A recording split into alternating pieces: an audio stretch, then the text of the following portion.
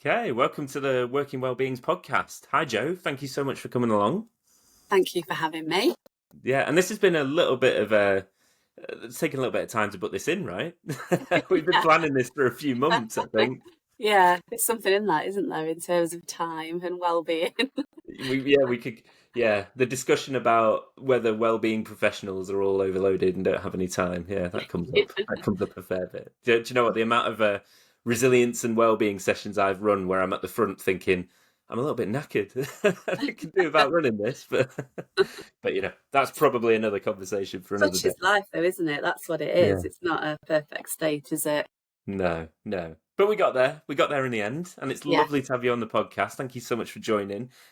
So with these things, we always kick off because we'd love to know more about your entire life story up until this point. Maybe not the entire life story, but we'd love to know a little bit more about your background and really like your journey to where you've got to today. So what's your job now? And then we could come and work back from there.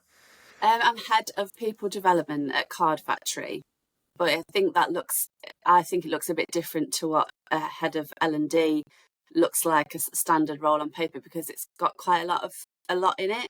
It's quite broad, which I love, and some people wouldn't love. So I look after DE&I, so diversity, equality and inclusion.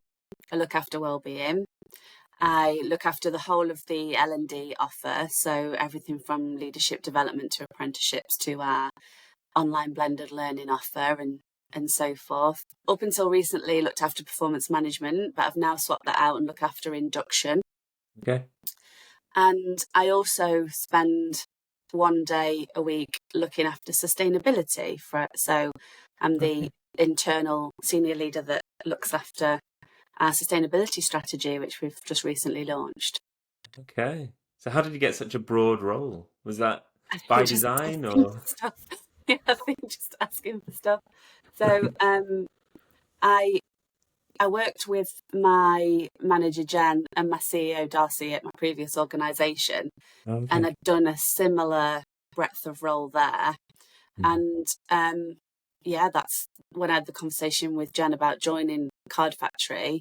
That's what was on the table, and that's what I'd been doing before. And I really love looking after all of those um, those those different projects and focuses, and I think they all come together really well. So yeah, I think it's by choice and by design and by, I guess, Jen knowing who I am and what I do and what I can bring and where she wants me to play. Because I think within our people, so my manager I've mentioned, Jen, is our exec director of people and transformation, and there are 4 of us in that leadership team. And I think apart from the transformation element, there are a lot of the stuff that we own and do for the organisation is interchangeable between us, whether we want it or not, whether everybody wants to do D&I or so we get quite a lot of freedom and flexibility to have those conversations. And then everything I was doing on wellbeing and D&I was feeding into our ESG reporting. And so it was about a year ago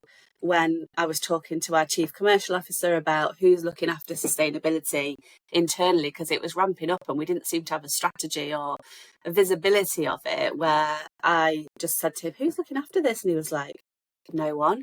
And I went, You. well, I'll pick that up then. And Yeah. it's not a new role. It's not like a extra add-on to what I'm doing. It was just me going, have I got capacity to give that some internal engagement and drive, which is what it needed and still needs. So, Yeah. and it's probably down to my style and personality. I'm not really a completer finisher. I like to set things up and then see them go and support them to be sustained. But then it's not about the new shiny thing. It's just about me getting enjoyment from the next thing that I can bring in and add some value to. And so sustainability is a brand new topic for me. It's been a from scratch learning, whereas my other leadership development and coaching and D&I wellbeing is probably more connected to my background. So I feel like when I'm doing pieces of work, I feel like I know what I'm talking about. Whereas sustainability, I like that feeling of not really knowing and having to learn as I go. It's interesting. You describe as like liking that feeling of not knowing. Yeah, I really empathize with that. Yeah, I kind of feel the same way. Although I probably am a little bit more chase the shiny thing. I wouldn't describe myself as a complete finisher either, which is slightly annoying sometimes. But Yes. you know, slightly annoying. It's But I'm. only Well, I was just going to say, but I'm assuming you've got a team, right? Who yeah, help you with this. So with the team, do the team work across that sort of breadth as well, or have you got specific not all of people you it. work on? Um, some of it. So they do a bit on DE&I Hmm. and a bit on well-being, but it's not all in my team. And nothing on sustainability, although I've just recruited a sustainability manager. So I've got 5 in total, one sustainability Yeah. person, and then 4 that are people development. So they do all the delivery and all of the Mm. org-wide design, delivery, Yeah. apprenticeships, all of the standard L&D stuff that we look after, and Yeah. and the well-being and DE&I and sustainability are more about network leadership and Mm. leading without authority and engaging um, teams across the organisation to get involved and own a piece of it, because they're both, I think, D&I, yeah, and wellbeing and sustainability don't live as independent projects. Really, they need to live and breathe everywhere. Mm. Um, and sometimes that's obvious, and sometimes it's not obvious where Yeah. responsibilities lie. So Yeah. I quite enjoy that as well, because it's Yeah. all Yeah. about Yeah. leading through relationships and connections and understanding how that fits into different parts of the business. So Mm. I quite Yeah. enjoy quite it's hard work Yeah. to because it's not you don't own the whole of the project and all the responsibility for it, whilst you own the accountability for it. Mm. And I don't know, I quite like that, because Yeah. that's my leadership style anyway. So it's all Yeah. relational. Yeah. That's really interesting because one of the conversations that comes up a lot in this world of well-being is like where could or should it fit within an organization? Should you Mm, have a specific section of the workforce who are just focused on well-being? Should it sit alongside D&I? Should it be separate? Where does mm, sustainability, ESG, OC health, health and safety? How does yeah, that all link in?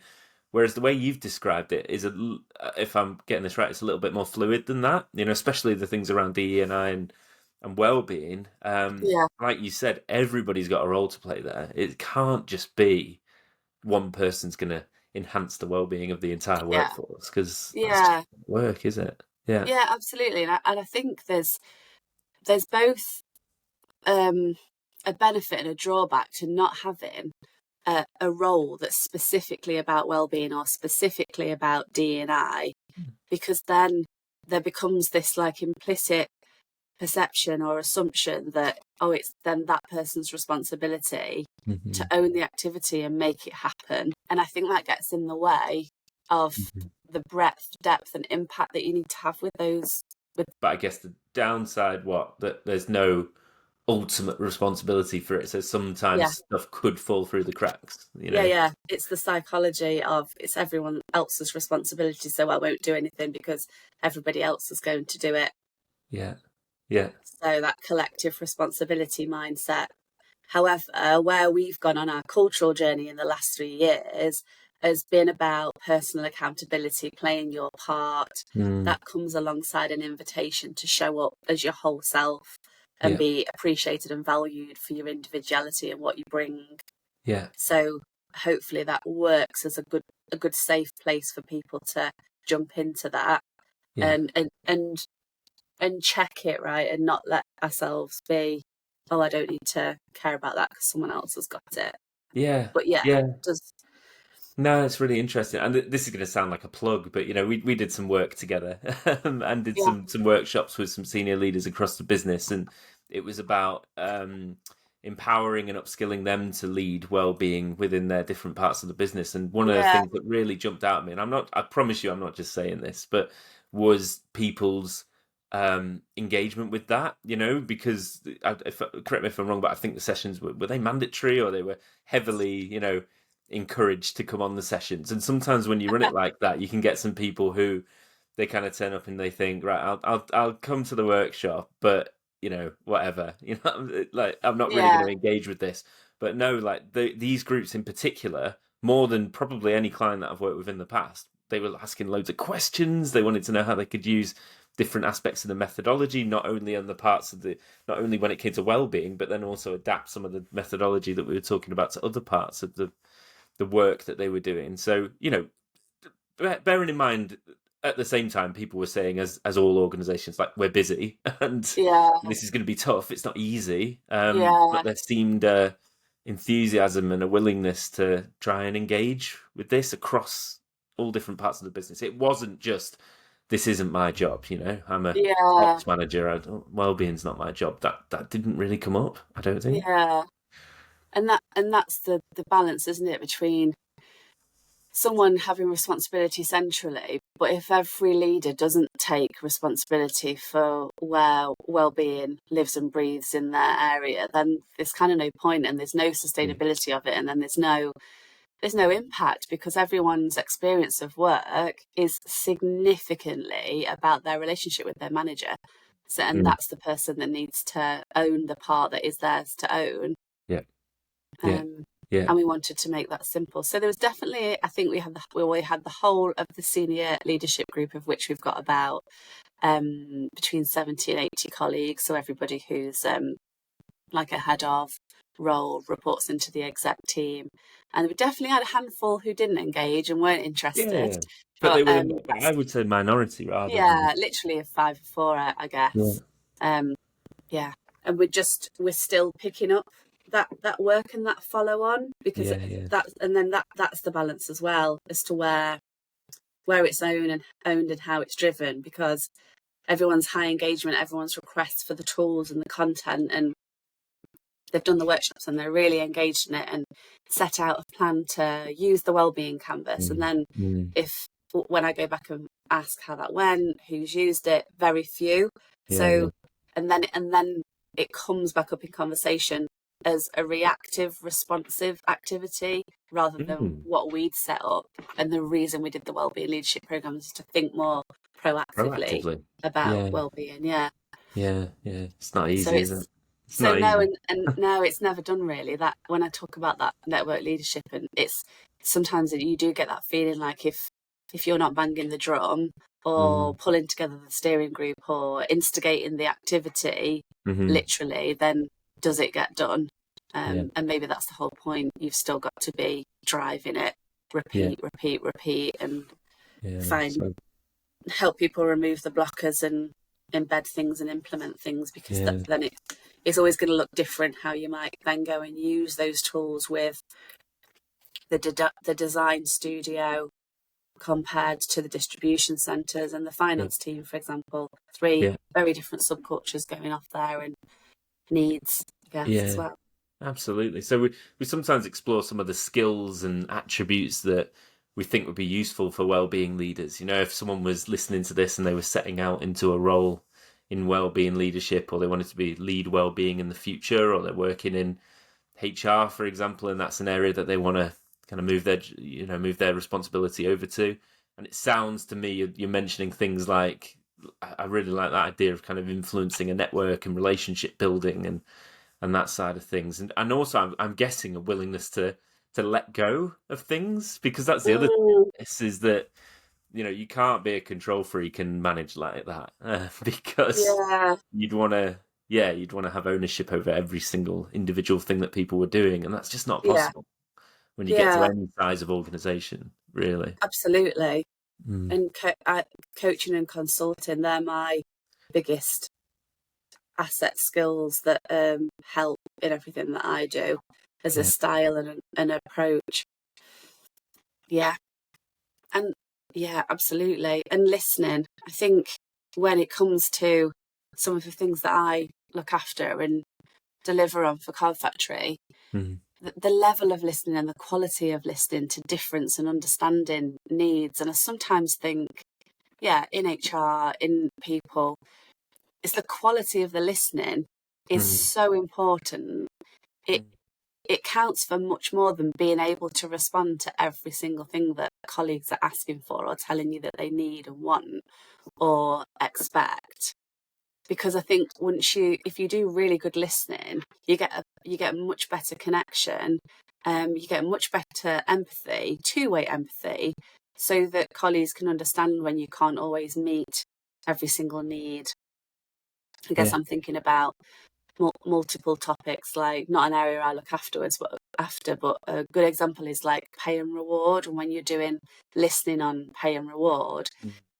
getting equality versus equity and listening to different needs of different parts of the business, it's absolutely impossible to ever provide solutions that meet everybody's needs. But we talk about the quality of the listening and actually caring and understanding that difference, so that when you do come up with solutions or come up with tools to help leaders, you have listened and Yeah. tried to meet the needs, but also openly and vulnerably shared out loud that you're not always going to be able to meet everybody's needs.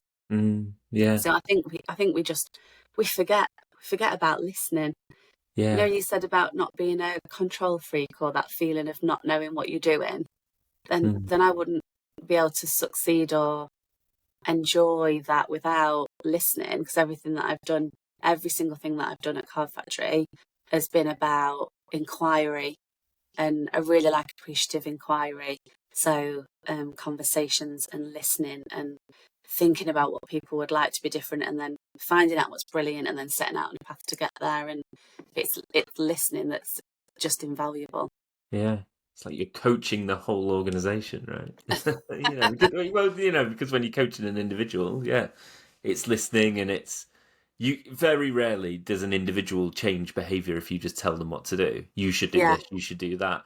And yeah, the same goes for an organization. yeah, It's weird that we know that on yeah, an individual basis, but then when we scale it up to an organization, it's like, no, we just want a really clear yes, strategy and and a plan from leadership. And it's like, yeah, I get that, and part of that needs to be in place, but also, that's not going to shift behavior. If I no, just no, tell no, you these are our exactly. values, or this is what we're doing, if I just tell you, Okay. it's not going to shift anyone's behavior. Yeah. This leads into me sharing like background, and it's why Mm. when I met you and you started to talk about what you do, because I'm really, really picky about who comes into the organisation to do Okay. stuff, which is the right way to be. I think you just got that, you just get Mm. that.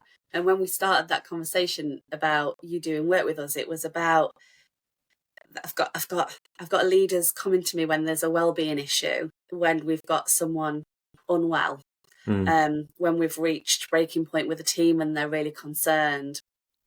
And then it always seemed to come back to my desk about what we're doing. Like, what should we do? Let's put something on. And then it was like that's all well and good, but by the time someone's diagnosed with a mental illness, whether it's work related or not, that is not our place to play. We need to be a supportive employer and do everything we should, but we've missed the opportunity where we might Mm. have had an opportunity to do anything preventative. And I think leaders were just slipping into a helplessness because Yeah.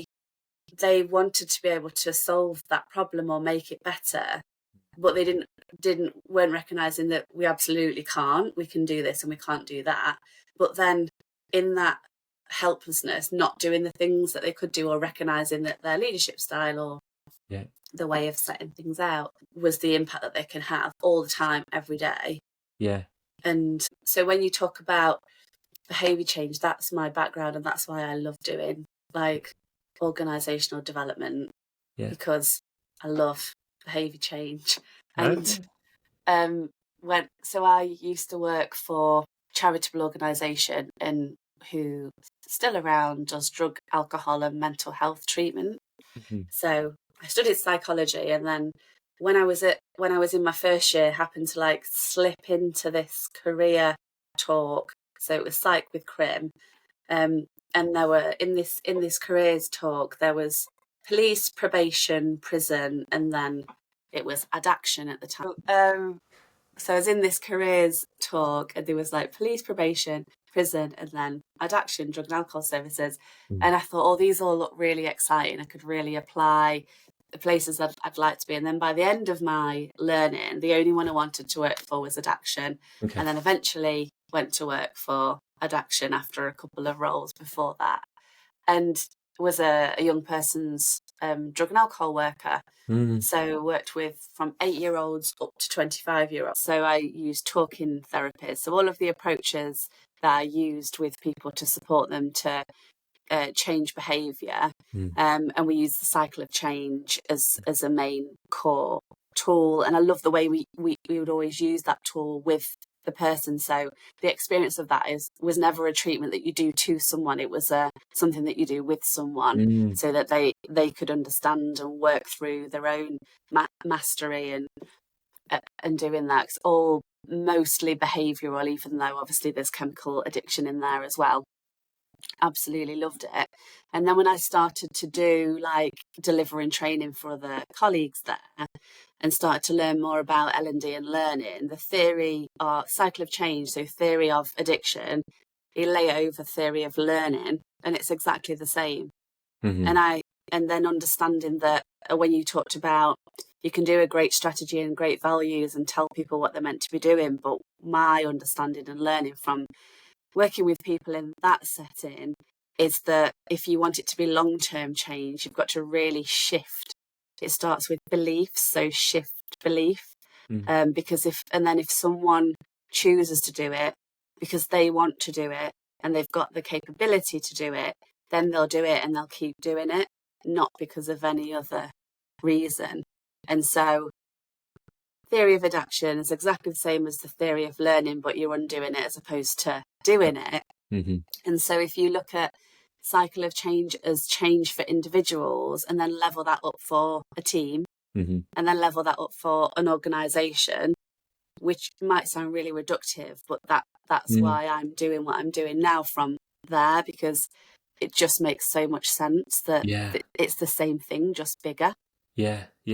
And it's as much the unlearning as it is the learning, because whilst I'm not suggesting you're treating your workforce like they're all addicted to, but I work with hundreds of people, and we've all got bad habits, around workload and management style and control issues and these sorts of things. So actually, when we talk about well-being, part of it, and we've had these discussions, is it's about psychosocial risk. So it's how do we Absolutely. unlearn those things that could be potentially causing us and others harm, psychological harm in the form of stress or overload.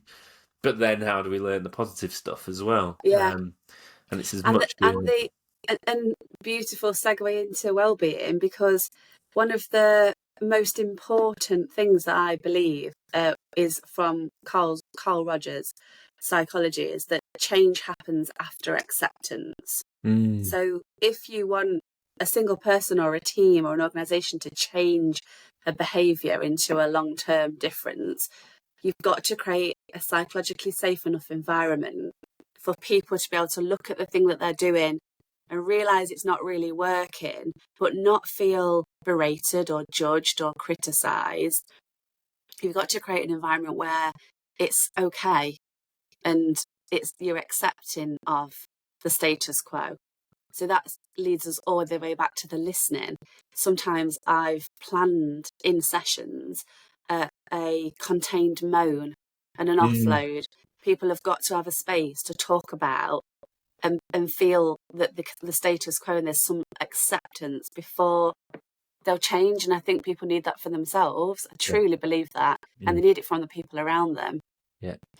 Every single session that I run related to well-being, if I have the time, if I can possibly, I talk about those psychosocial risk factors at the start, and God, I'm having very much luck here. That never rings. I didn't even know it worked. Sorry. It's all right. I've got some editing to do after this.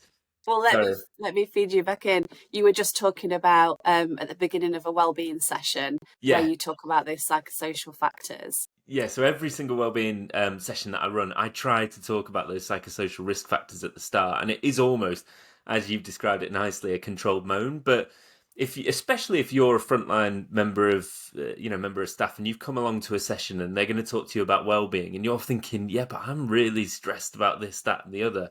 You need to have a space to be able to offload and talk about that before you get on to this person's talking about mindfulness and yoga and all that.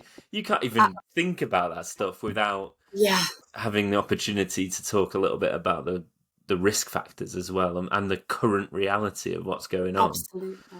Absolutely. I believe in that so strongly that I believe it even down to individual emotional regulation.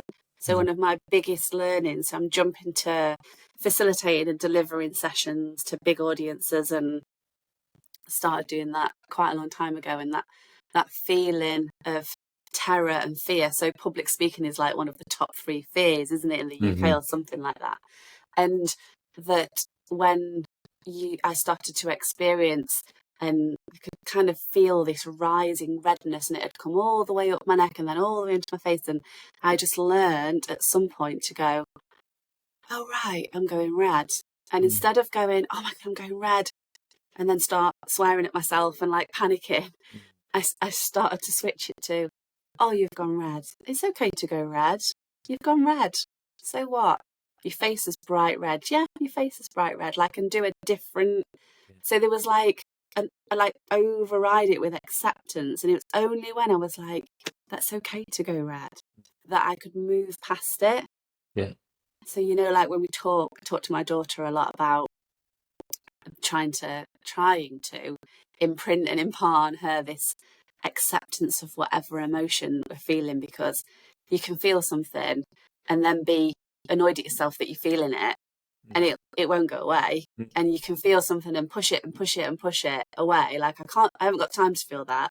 Or we can do things like accepting it and going with it, and it Yeah. goes much quicker Yeah. when we accept it. Yeah. This is the same principle as accepting status quo before change. Yeah, I love that. I love that. Yeah, no, the public speaking's a really interesting one. That was something that we were very lucky actually on the master's course that I completed many, many years ago when I was much younger than I am now.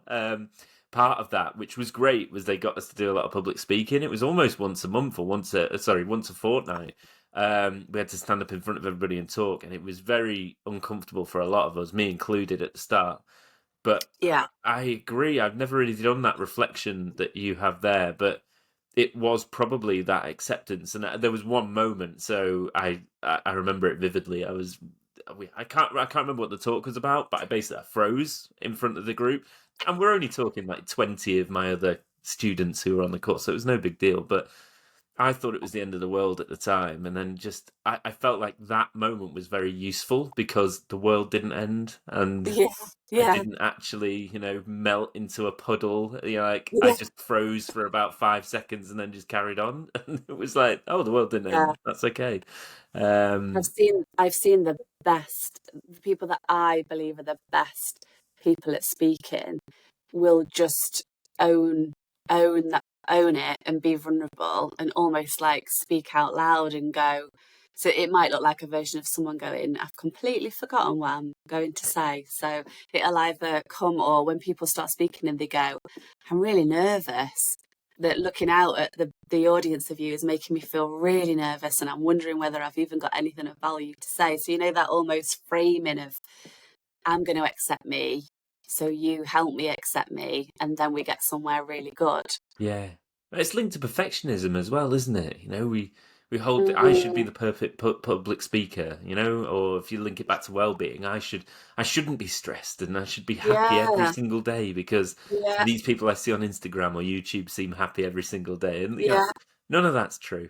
None of that's actually No, attainable necessarily to 100% extent. So it's about saying, right, well, this is my reality. I'm yeah, happy to have a conversation about it, but yeah, there are some things that maybe I want to do differently, and that's where the behavior yeah, change comes. It's not giving up, right? Sometimes yeah, I guess because I talk a little bit about acceptance in the sessions that I run, and I have had people they talk that they suggest, well, isn't that just giving up? You're just kind of accepting it. Oh well, there's nothing I can do, and I'm like, no, it's not. It's the opposite because.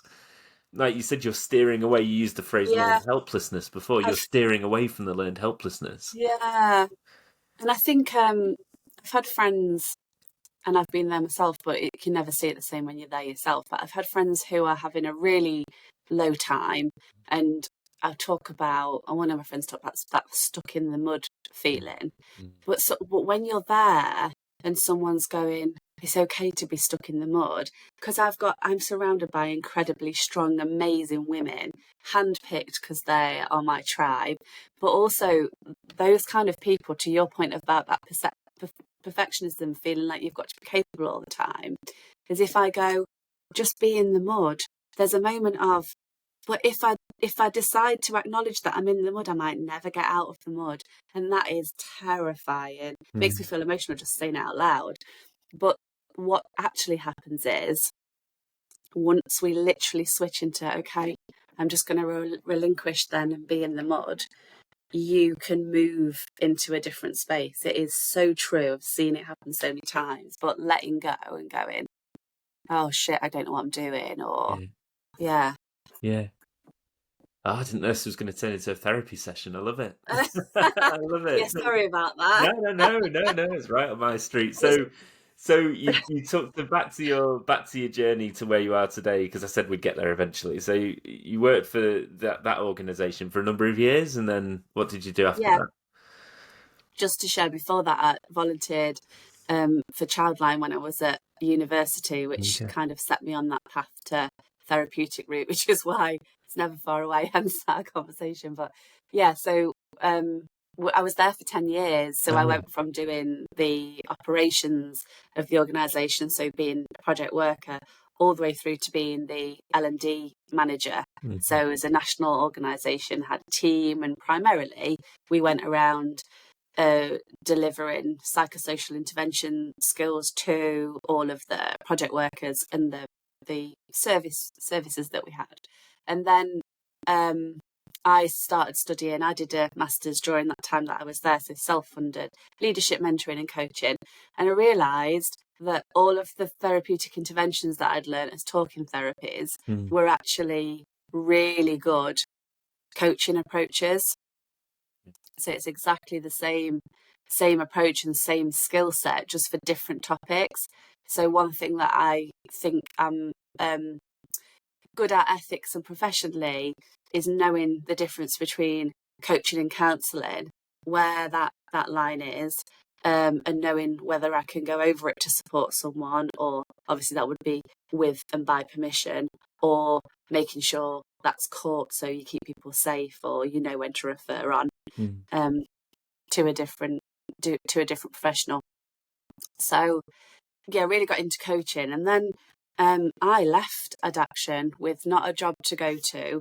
Found myself feeling quite stuck. I'd had a few life changes, so it was great to stay there through that. Like, work was stable whilst everything else was big and changing around me. And by that time, I'd met my now husband, Stephen, and so I was living on my own. I'd met Stephen. I really needed to leave. Had a few sparks of opportunity that might come to work if I was working independently, and so I thought, I'm going to take this leap and this risk. And then Stephen was just so supportive and said, you know what, why don't you move in with me, because Mm. I'm already sorted with my financial outgoings. So if it all goes wrong, I can hold you for that for a few months, and then Yeah. you can think about it differently, which was amazing. Would have done it anyway, but would have taken a risk of, I might not have an income. And then had great, amazing pieces of work. Had friends, stroke people in my network that just when I started, and I know this is really hard for people, it's very hard to sustain it. But when I went out to my network and said, I'm now doing this, coaching, facilitating, leadership development, consultancy, got really fantastic pieces of work. Mm. And then, but midway through that time, again, I did a meetup with my network, who I'd mainly found via Twitter. I've got an amazing OD connections, and I guess more so friends now. We were having a meetup in London, and someone just asked me, because they're all coaches, so they ask those questions that really get in there. And someone Mm. was asking me, and I realised I was missing being part of a organisation and being part of seeing the culture shift from the pieces of work that I've been doing. And I loved the work I was doing. And so they said, oh, actually, there's someone I know who's... So after that day, I'd phoned them and went, that question you asked me, it's not gone. And now I want to go back in-house. And they happened to say, I know someone who's looking who I think you would really get on well with. And that was Jan. So I went off to Costcutter for an interview. I was very lucky enough to have work in plan and lined up for another year. However, I knew it wasn't what I wanted, and I was just moving into that, really focusing on the business development to make sure you'd got work after that. I met Jan. She talked about what the gap was at Costcutter and which is D&I, wellbeing, leadership development, L&D, and drove off from that interview thinking, I want to work with that woman. Right. I really want to work with her. She's fantastic. Yeah. I think I'd really enjoy it. Never before would I have ever looked at retail or dreamt of going into retail. She's the reason I chose to go and be there. And that's where I also worked with Darcy, who is the CEO of Costcutter. And the D&I and wellbeing journey was with Darcy. I remember sitting in it. So this is such an amazing space to be. I think that in my experience and my understanding, a lot of organisations struggle to get buy-in from their senior leadership team, especially their CEO, on things like wellbeing and D&I, even L&D. Sometimes it can be like pushing treacle uphill. But in my first few months of being at Costcutter, I sat with Darcy and he said, I need your help, I'm stuck. I don't know what to do. I don't know how to make DE&I and wellbeing happen here. I know where we need to get to and I know what the differences I want to see. And so it was this blank sheet of paper, and I absolutely love a blank sheet of paper. It is my happy place. Some people want a framework to exist or a strategy, but I love the blank sheet of paper. And that's how that started, and we kind of went on that journey with Jen and Darcy and I figuring that out together. Yeah. And I thrive in the space they create for me as leaders. I feel very lucky, probably too attached to them to ever think about where I might possibly be next. Yeah. So that's currently exploring that, not because I want to leave where I'm at, just because I'm like, one of them's going to leave eventually, or it's not this ideal state is not going to be there forever. So, I then went on maternity leave and had my baby in the first week of the first lockdown, so chaos for everybody. I already knew Jen was leaving to go to Card Factory, never even looked at Card Factory. And then midway through that mat leave, when Jen had been there 8 months or so, she was like, I've got a role vacancy that I want you to apply for. And I think people think in those circumstances that it's like just a shoe in and you just get a job because they know you. And I interviewed with 6 different people during lockdown. So went through like a real stringent process, right? And then I managed to get one face-to-face in between one of the lockdowns, which was with our exec retail director, who's still here. And again, I just had that moment of driving away from that interview going, I want to work with this organisation, and I'm excited. I don't know if anyone, and I guess people maybe listening will have that, and I guess this applies to women, or it might apply to men if you've had a chunk out of work, but when you've been on mat leave and you are sparked by the work you do and you love being mum, but you've not thought about work for months and months and months, and then you have this conversation with someone, which was my interviews, which was the first one, and it just sparks and you feel energized. And I left that interview less scared about going back to work, because I thought, oh, I love what I do, I can't wait. My brain came back alive in a different way after being on mat leave, and just drove home really wanting to work there. And then that was coming up to 4 years ago, and I've been at Card Factory for 3.5 years. And we've done so much. So when I resigned, I phoned Darcy to tell him that I was leaving because he was still at Costcutter. So I phoned him to say, I just wanted to let you know before I send the formal written to the new HRD that I'm leaving. He didn't tell me and I didn't know. He was already going to Card Factory. No way. So he started a month after me, which was brilliant. So I always joke with him, about, so Jen was already there making stuff happen, and I always go, we'll never know, Darcy, who's had the biggest impact on the culture at Card Factory, because is it you or me, because we both started at the same time. But yeah, so that journey again has been with Jen and Darcy, and more blank sheets of paper, and more opportunity to come up to the listening and the inquiry to go, right, we vision and we know we want to make this happen. How do we get there? What's the first step? And that's why I love the appreciative inquiry, and go and find out, connect with people, find out who they are. So we did that from a leadership behaviour framework, did the values work, got a D&I strategy, which wellbeing was part of. I love that. So if you want to influence senior leaders, just bring them with you. Yeah. Bring them with you from a previous organisation. Yeah. I think on that though, like be brave enough to go, I don't know. And hopefully you find a lead, because a leader also who's going to sit with you and go, I don't know either. Yeah. I don't have the answers. Yeah. I don't have the answers. Shall we figure it out together? Yeah, let's figure it out. How shall we figure it out? Yeah. And I've always experienced when I've come back with an idea, or I think we should do this, Jen and Darcy have both gone, crack on then. Go on then. Make it happen. And I've gone, okay. So I've had moments of no one said no. No one's put any barriers in the way. Now I've actually got to deliver the stuff that I've said we should do.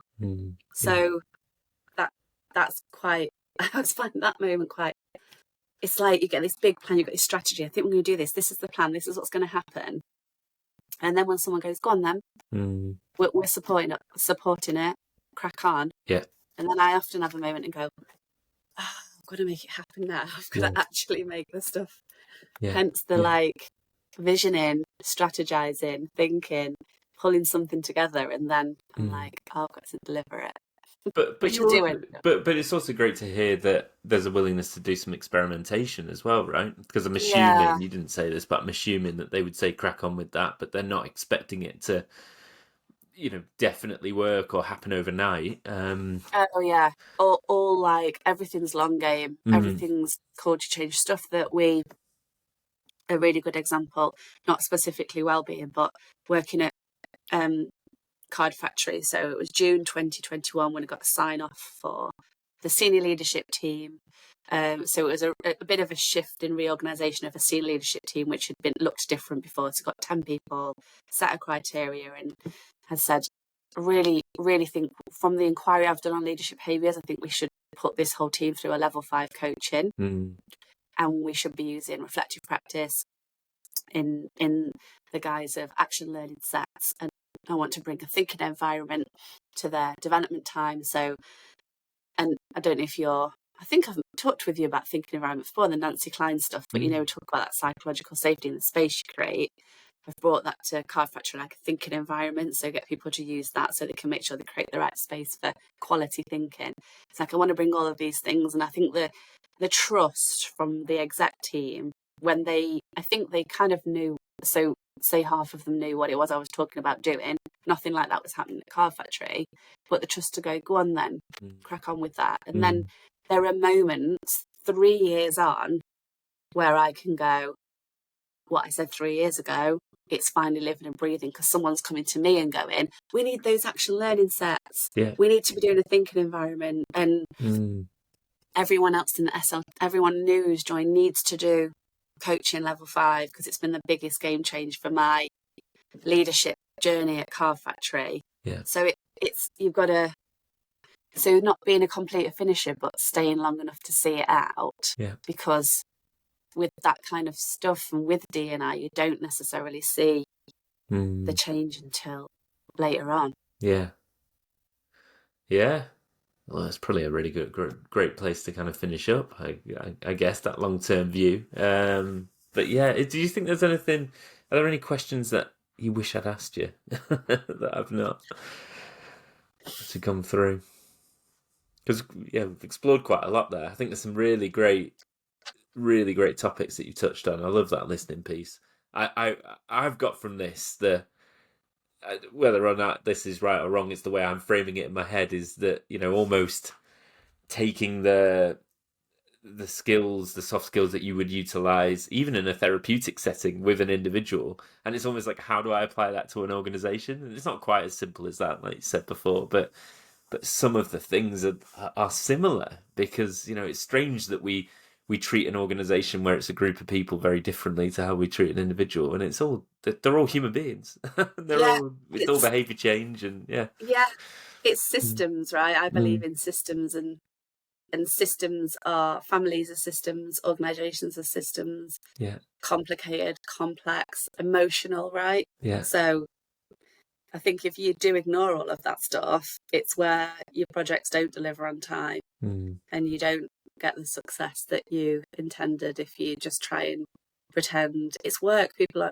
don't bring emotion to work, or that Mm. old school way of thinking, I'm a leader, I mustn't show what I really feel. Well, that's not people, and you don't get the best and you don't get the diversity from people if they don't show us the whole self. So Yeah. yeah. Okay. So where can people find you if you want them to find you? Is LinkedIn the best place if Yeah, I'm anyone's on inspired LinkedIn. by the conversation we've just had and is desperate to ask you a question that I didn't ask today? Absolutely, on LinkedIn. I don't really go on LinkedIn that Oh, much, but okay. I am on there. Yeah. Um, because I migrate my social media activity, and I'm a bit addicted to TikTok at the moment because I love it. Oh, okay. But I still like Twitter, and I'm still calling it Twitter. I had a bit of I came off it for a bit when it turned to X, but that's where I originally connected with a lot of people who are now in my network, and I just Okay. can't leave it. Yeah. Um, I just still like it. Yeah. I think it's getting better because it's about the people that are there. Mm. So that Yeah. might be a controversial bit of love for Twitter because I don't love its owner. However, Yeah. um, yeah, that's still probably my favourite place to Yeah. be. No, it's great. It's great. No, I don't think it's controversial. I think you've obviously done a lot to curate your presence there.